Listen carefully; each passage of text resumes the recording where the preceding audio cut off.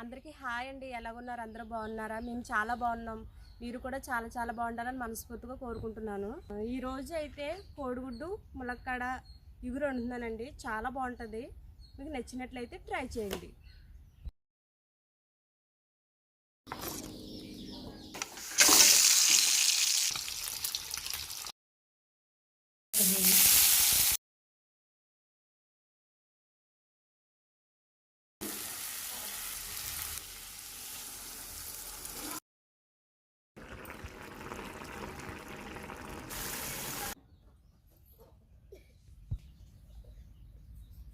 కోడిగుడ్లు ములక్కాడ చాలా చాలా బాగుంటుందండి.